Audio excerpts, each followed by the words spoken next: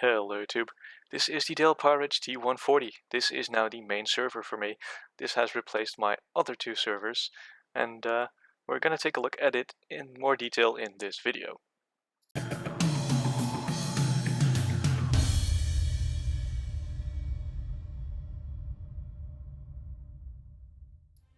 The Dell PowerEdge T140 is part of Dell's 14th generation of servers. This one features new iDRAC 9 remote management and new processor support, faster memory up to DDR4 2666, and more than that. This was the base model with a Xeon E2124 quad-core CPU, 8GB of memory and a 1TB hard drive. This model, however, has been upgraded significantly. The only thing that's still base is the CPU. The hardware specifications of this server are as follows. It still has the Xeon 2124 CPU, 4 cores, 4 threads, 3.3 GHz base, 4.3 GHz boost, 71W TDP of the Coffee Lake family. The RAM configuration is 48 GB, divided into 4 DIMMs to 16 GB to 8 GB, running at 2400 MHz at the moment. The power supply is a beefy unit at 365 watts with gold efficiency. The RAID controller is an H220i made by HP, and the graphics card is a GeForce GTX 1050 Ti 4GB low profile. The storage configuration in this machine is quite unorthodox. We have two 4TB Western Digital Red hard drives for the Plex Media Library, a RAID 5 array of 500GB SSDs for the main VMs, and a RAID 1 array for some lab VMs of Kingston A400 SSDs, and also a single BX500 for the management VMs for the software RAID. When we take an outside tour of the machine, we find a management port, a USB 3.0 port, as well as a slimline optical drive, and of course all that nice mesh and the Dell EMC logo.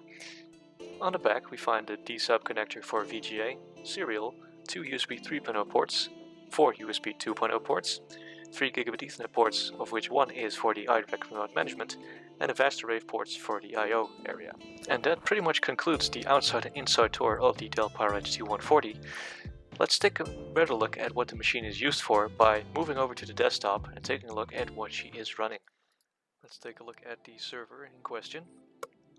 Right here we're looking at the integrated Dell Remote Access Controller version 9, or iDRAC 9.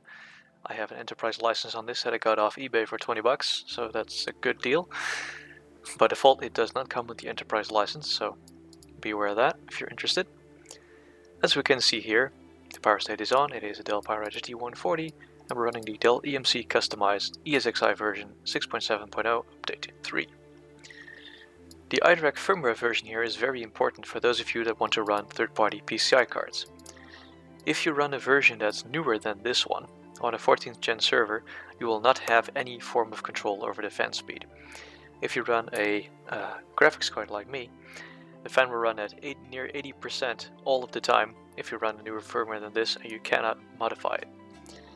Currently I have the system running at 30% fan speed because I downgraded to this version, and through PowerShell I set it to 30% locked, and that seems to work very well.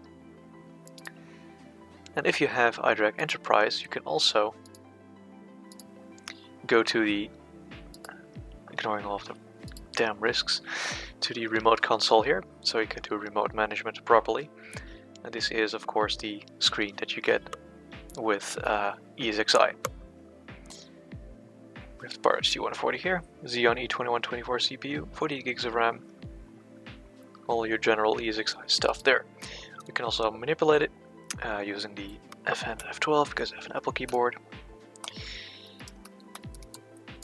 Enter the root password. Obviously we do not want to actually make a restart, but we can go into the customization options, like so, just like you would manipulate it when a server would be in a rack or at your fingertips. Seems to work very well indeed. Let's close out of that.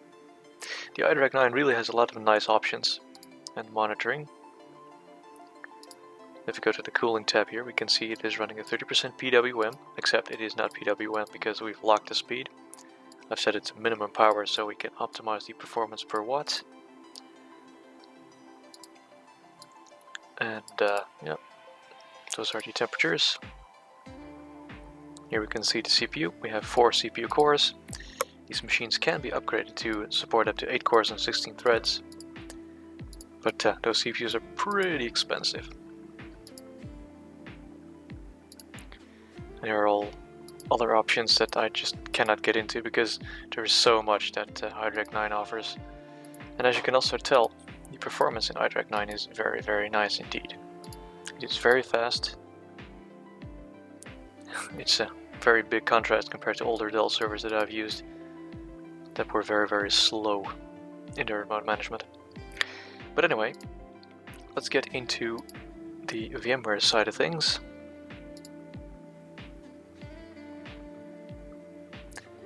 Right now the server is quite pegged in terms of CPU because all the VMs are still booting up. Here we can see a couple of resource pools, and this is the main pool here that is not actually pooled. These are all my main VMs. I have a Docker host running Pi-hole for DNS filtering, and it also does the Unify controller for my access point. A Plex VM used for our Plex library for media consumption and such. The GTX 1050 Ti is actually passed through to this virtual machine, so we can use hardware transcoding for H.265 content as such, and it really offloads a lot of the CPU. It's quite good. Also a Minecraft server that me and my friends use occasionally. Test machine, that's not important. This is a file server that I use to connect Windows 98 machines and such to a file share. It is Windows Server 2019, but I've set it up with SMB1 support and anonymous sharing just so it can get to the files. This is the main machine that is very important to this server. This is the FS01. It does storage spaces. It is Windows Server 2016 core, and it supplies the RAID arrays that all the VMs run on. This is the management server that I use to manage the storage arrays, and this is the vCenter server appliance that we're currently logged onto. Note that I always name my servers with the IP address that corresponds with that, so I can easily find them on the network. So that is my logic. Here is a lab pool. Currently has no VMs, has a reservation of 20 gigs of RAM, 6 GHz CPU. And here is a retro pool for some retro machines. This is Windows Server 2003, this is Exchange 2013, or 2003 rather, and this is a terminal server of NT4, just for playing around with. But yeah, just to get to the replacement part that I named in the beginning of the video, this one server has replaced two servers here, the ProLine Microserver Gen 10, as well as the home-built Xeon E5 AliExpress server that I made a video on 2 months ago, basically, or 3 months ago. Yeah, that server is way more powerful than this one in some regards, but this one could consolidate all of my needs in one box that consumes just about as much as the microserver did, and it was just about the same money.